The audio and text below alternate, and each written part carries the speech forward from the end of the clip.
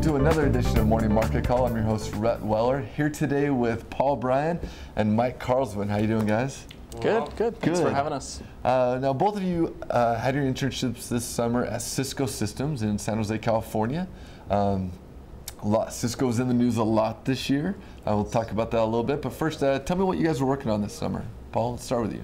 All right. I was working in their Six Sigma group of the supply chain division and essentially doing an internal market research project on cost excellence. Cool. Mike? So I was in the product marketing area, product management role with the wireless business unit. So over the summer I was inventing a couple of new products for Cisco, and they should be hitting the website next year. Wow, that's awesome. So Cisco announced in May that they were laying off 10% of their workforce.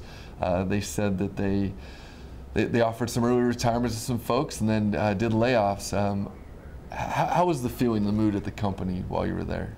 So the overall feel was more of a, kind of somber, but at the same time, it wasn't widespread throughout the company. There were certain business units that weren't performing as well. I think they were more affected than others. My business unit, for example, was not affected. They were actually hiring throughout the whole event that was going on. So it was more of celebration, excitement, good times. It wasn't really that bad for as far as reaction to it. How was your experience, Paul? Fairly similar, actually. In the Six Sigma group, we were very busy, and in fact, no one in the 15-person group that I was in was actually laid off in the end. But you walk right down the hall, and you can definitely, feel the impact. Lots of discussion and talk about it. But another nice thing was that within my intern group in the supply chain division, probably 40 of us, we were constantly being told by our managers that there still will be job offers given, and that we should be confident in Cisco and being able to send out those offers. So great. So Cisco, has kind of had different roles over the years. They're the big networking company. They're the bellwether group of the Dow, so to speak. Where do you see the future of Cisco as far as growth? Where do you see Cisco heading? I think they're going to continue to concentrate on their core, their routers and switches. Not the most exciting part of technology, but they are the backbone of the internet. They are kind of what makes it all run. So they're not going anywhere, is what I'm trying to say. Okay. Yeah, to echo what Paul said, they're refocusing their efforts on what made them great. Their core business units, their routers, their switches, that enterprise networking gear, and they're really driving that home. It's kind of a different beast when you think of a business-to-business type of a technology as opposed to like an Apple who's making consumer products. There's just it's a different feel, it's a different method of delivery, and I see that as a big win for Cisco to go back to what made them great and continue down that path. Great, thank you. So let's talk about the internship program itself a little bit. A lot of people think interns, they think guys running to get coffee.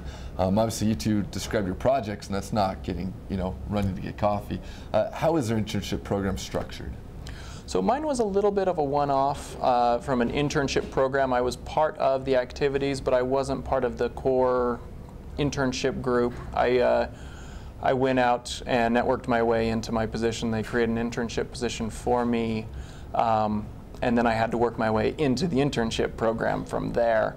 But overall, it was structured very organized. There was over 1,500 interns throughout the world, and I didn't ever feel like I was just a number. They treated me very well. They remembered my name. They were out there doing activities. It was just a great experience. Right. I guess first off, the reason I got my internship was because I went on the tech trek to Silicon Valley. So I would definitely recommend that for first years if they want to work for one of those companies. And mine had a little bit more structure than Mike's. I was a part of, as I mentioned, 40 other supply chain, they call it CVCM at Cisco. And very structured, had lots of events, activities, had my laptop on the first day, which was huge, and it actually worked, and so that's always nice. But a little bit more structure, yeah. Oh, great. So what makes up someone successful at Cisco? What qualities?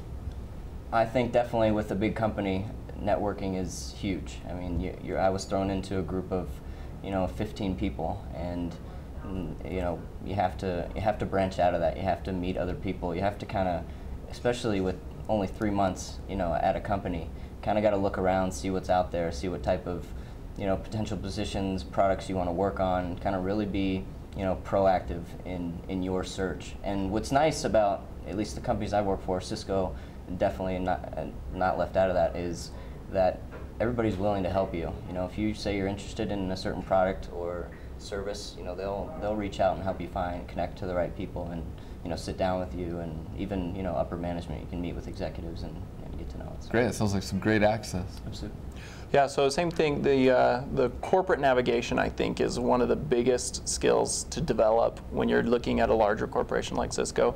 And it needs to start from your interviewing and throughout your internship, and then even beyond that. To be really successful, you've got to stand out. You've got to go after the projects, do well on your projects, but don't just wait for projects or things to be handed to you or asked to be done. Look around, see what you can do, and make a difference, make an impact, and get people to remember your name. Cool.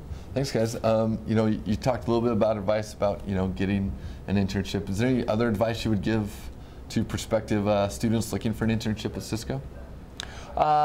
Network now. Definitely network now. The way that I got into my position was definitely just through networking. I started networking before school even started.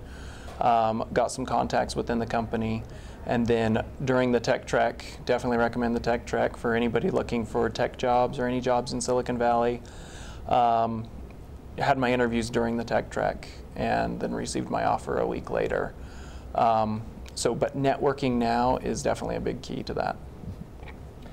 Yeah, as I mentioned before, go on the tech trek, definitely. I mean, we each gave our resumes at the tech trek, so probably 25 of us submitted our resumes to Cisco and weren't even aware of positions that were really available, and got an email a month later saying, hey, we were going through a bunch of these resumes, not just BYU's, from schools that have come to see Cisco on these tech treks, and we want to interview you. So Great. Definitely recommend the tech trek. Great, sounds awesome. Well, thanks for coming on, guys. I really appreciate you being here today to talk about Cisco.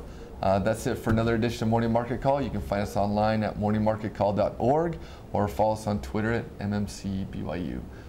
Thank you and have a good day. MMC is brought to you by the Marriott School of Management in association with the Brigham Young University Department of Communications.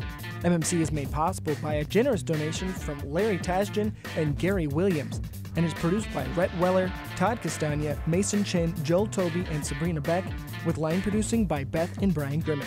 For more information, find us on Twitter or at morningmarketcall.org.